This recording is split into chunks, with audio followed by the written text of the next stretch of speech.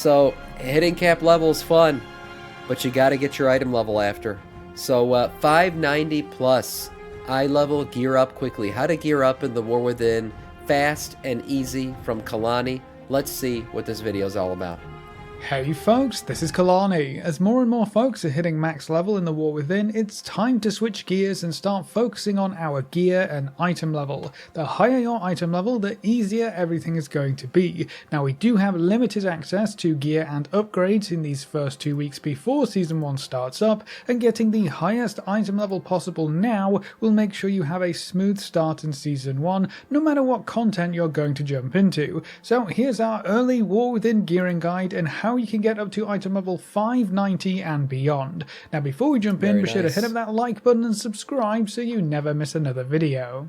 The first thing you're going to need to do is get to max level, which is level 80 in the War Within. There isn't really any point in trying to focus on your item level until you have reached max level, so go get that done first. Something that everyone needs to understand about gearing is that almost all gear drops can be upgraded. When you see this 1 of 8 Adventurer tag, that piece of gear can be upgraded to 8 of 8 Adventurer to significantly increase its item level. The best way to figure out what you need to upgrade any given item is to just take it to an upgrade NPC. You can find one at this location in Dornegal, but there are a few scattered around. Plug in the piece of gear that you are looking to upgrade and you'll be able to see... I can't ban either, guys. I can't ban either. I tried. It's, yeah, Twitch is tripping. What are we going to do? How far you can upgrade it, what item level it can go up to, how many Valor Stones you need to upgrade it, and what kind of crests you need to obtain. Almost every activity at endgame will be rewarding you with Valor Stones, so they are quite easy to collect, but dungeons are usually one of the better ways to endlessly farm them if you have a lot of time on your hands. Right. Now as for the crests that we can currently use, weathered crests come from a lot of outdoor world content and heroic dungeons, and then carved crests come from the weekly caches and events. And then runed and gilded crests will come from seasonal content mostly, including the higher difficulties of Raids and Mythic Plus. Now if you want to skip over some of the initial gearing up stages and you're happy forking over some gold, you can pop by the auction house to get this party started. There's a lot of... Oh no, Blizzard's gone pay to win, guys. Pay to win. Oh jeez. Get yourself a WoW token. Now, in reality, this is how it always is at the beginning of an expansion. You could always pay for a little bit of gear if you want to. AoEs on the auction house around the item level 560 mark, and they're relatively cheap most of the time. So if you have the gold to spare and you just want to skip straight to 560 or thereabouts, you can buy this Explorer gear on the auction house. Curiously, anything that is actually Explorer gear can also be upgraded when taken to an upgrade vendor, so that gear can go up to 580 item level if you want to spend some Valor Stones on it. This part is obviously completely up to you, but if you are struggling to replace specific pieces of low item level gear from questing, the auction house can give you exactly what you want. That's good. Something you might want to pick up especially, just to fill the slot for now, are the Dark Moon card decks. These are item level 577 trinkets. They each have some half decent effects, they can be used later in some very powerful embellishments, and they're super duper cheap. I grabbed 2 of them just until I can get something better later on, and they're much better than the 520 item level trinkets that I was replacing. Interesting. I might do that because mine right now are obviously Dragonflight trinkets, but they're not 577, they're 540 something. That's a nice one. Very useful tip I have for you here is that you can put any BOE gear into your warband bank to transfer it across factions and servers. So if your server is kinda low population and everything just costs a whole bunch of gold, you can pop some gold into your warband bank, make a character on a high population realm like Illidan or Area 52, and buy the gear you want on that auction house, and then just throw it in your warband bank. You can essentially trade gold. No way, wait a minute. You can bypass economics on your different servers now with this? I didn't even think about that. I feel like Blizzard's going to patch something to fix that, because that seems kind of broken. If you know something's cheaper on another server, you can just make a character and then warband send it over. Oh my god. Gold and gear cross server now, so keep that in mind if your auction house prices seem kinda crazy. If you're ready to jump into the actual gear farming, one of the easiest ways to farm gear right now is just queuing up for dungeons. Normal dungeons are going to give you item level 554 gear, and heroic dungeons will drop item level 571 gear. And this gear is going to be upgradable too. So this is what I'm going to do. Probably just run dungeons is going to be the best way to gear up for sure. The season starts, that goes up to 580 for heroics, but by then we're going to have much better sources of gear anyway. The 571 heroic dungeon gear can be upgraded all the way to 593, giving you a lot of upgrade potential, but you're going to need to farm up some Valor Stones and Weathered Crests. Thankfully, heroic dungeons are also going to give you quite a lot of Valor Stones and Weathered Crests, so spamming heroic dungeons is quite efficient if your main goal is gearing up. You can just upgrade any of the gear that drops, that's really good for you, giving you pretty easy access to item level 593 gear.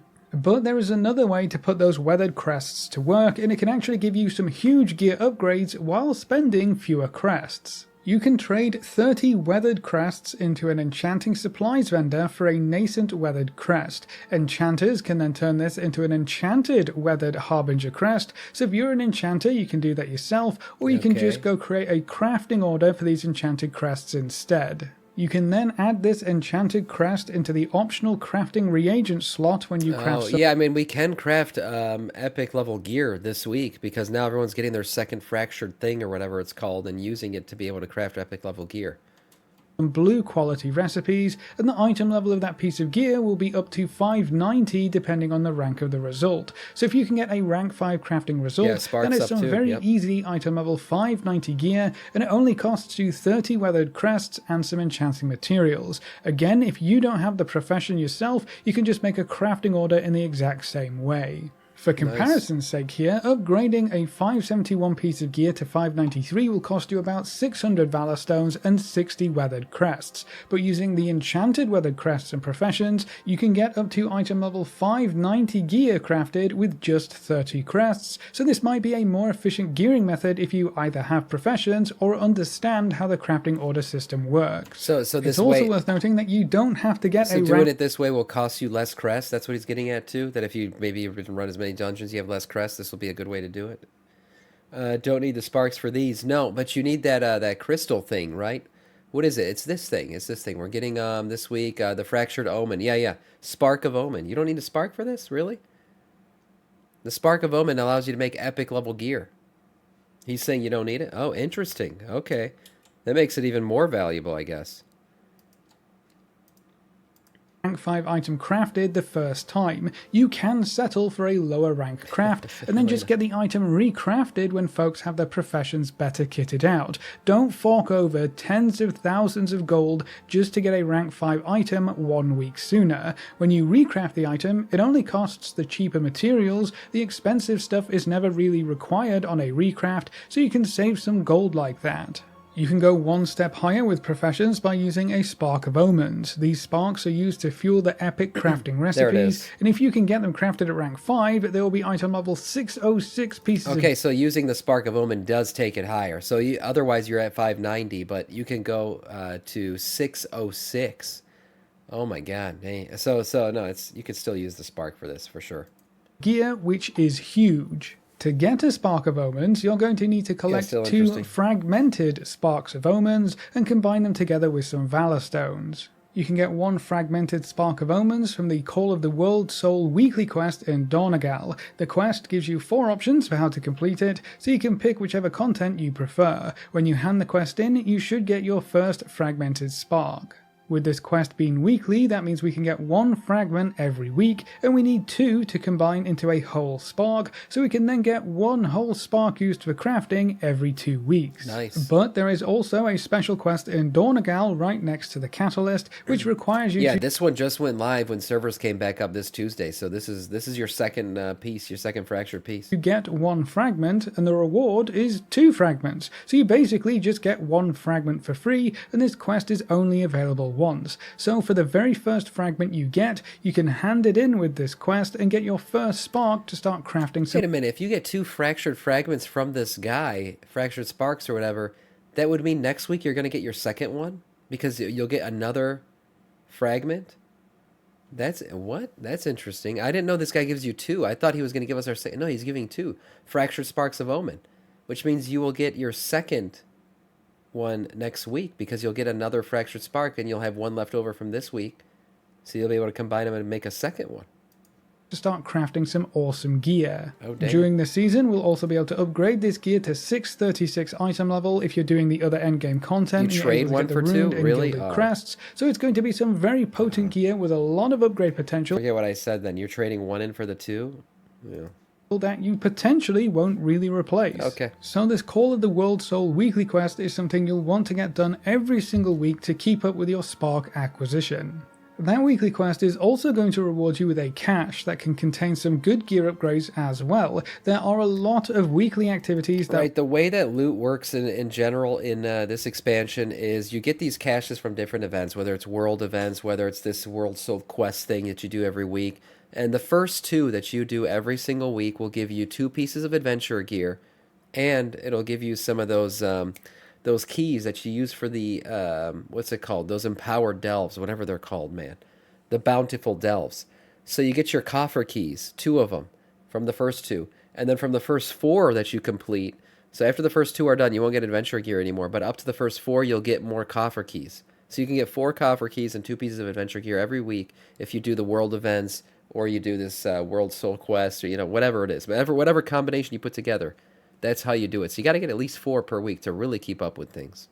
Reward a similar cache, and the first 2 of any of these caches that you get will contain a piece of gear. And I actually like the way they're doing this. Blizzard's, it was a really smart move on their part, because it does give you variety and does give you choice in what you do.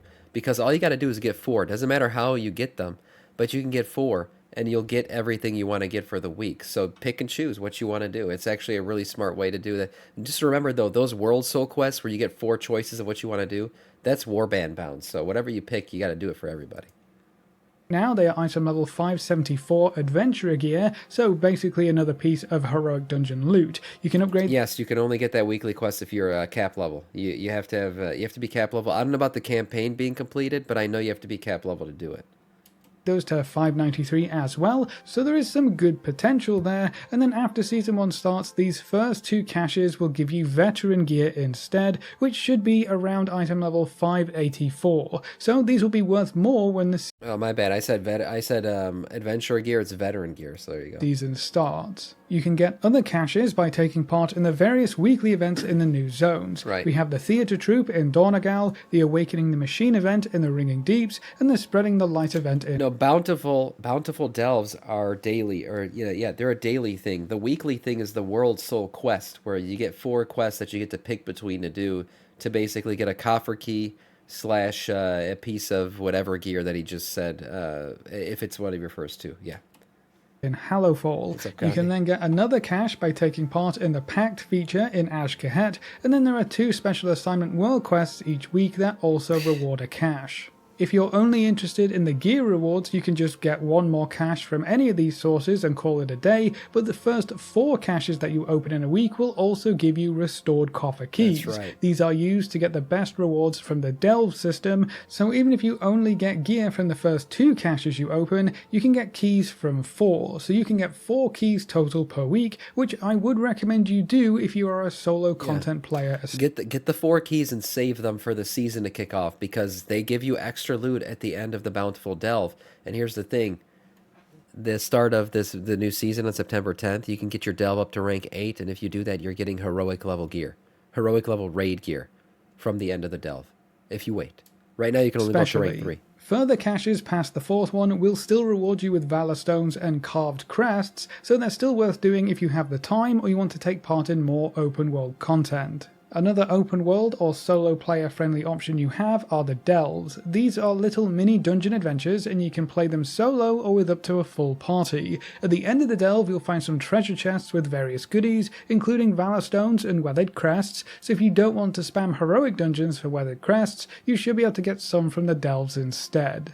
The delves by themselves don't seem to be great for gear. The real gear rewards only come from bountiful delves. Bountiful delves will have better loot at the end by default, but they will also have this locked chest that can only be opened with those restored coffer keys. That's where the good gear is going to come from. Yeah, so you can still get decent gear from the bountiful delves by doing them, but just don't use your coffer key yet. Yeah, and he's about to say the same thing I said, I think.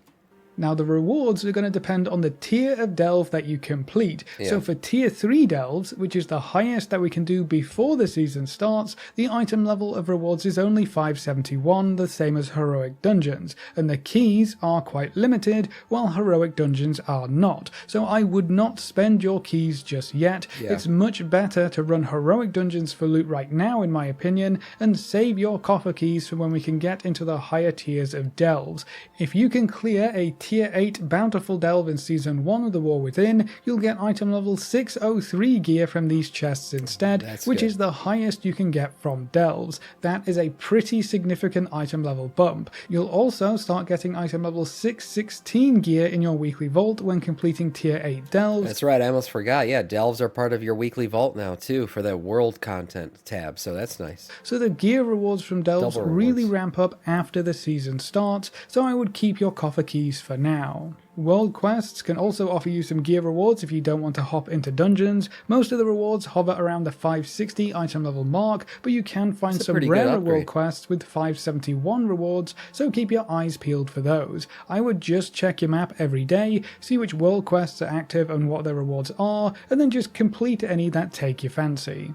There are also some pretty high item level rewards you can pick up from the various renown rewards we currently have access to. If you can get up to renown level 6 with the Severed Threads, 7 with Dornagal or the Arathi, or renown level 8 with the Assembly of the Deeps, you can purchase some item level 571 or 584 gear. It all kind of just depends on which faction you're going for. So there are... By the way, these the good thing about renown is it doesn't really gate anything. There's no real requirement to do them, but I would say you got to get them at least to level 3 renown on every single one to be able to do the world events in each zone.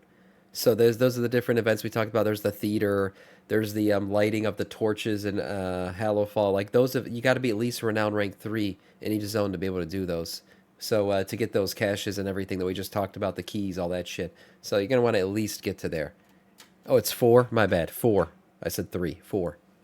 Some early gear rewards on these renowned tracks that can help you fill in some slots and give you an item level bump. Later on in the renowned tracks you can find item level 597 gear rewards and options, so if you like to farm reputation and renown, there are some decent gear rewards waiting for you there. But that's all the ways you can quickly gear up in the pre-season for The War Within and get item level 590 or above. So that's it for this video. How are you going to be gearing up your characters, and how do you feel about professions being super important yet again? Leave all your thoughts in the comment section below. A big thank you to all of our supporters over on Patreon and to all of our members here on YouTube. You can see their names floating by on screen. If you're interested in supporting the channel, you can find links in the description or click the join button just below the video. If you enjoyed the video or found it useful in any way, make sure to subscribe and ring that notification bell so you're always kept up to date. Thanks for watching, folks. Good luck and have fun, and as always, I will see you next time. Thank you, Kalani. That was a great video. Yeah, nice way to gear out, easy ways. Get those coffer keys, get those caches, get that gear, and upgrade it as much as you possibly can before the season starts, and save your coffer keys. Great video from Kalani.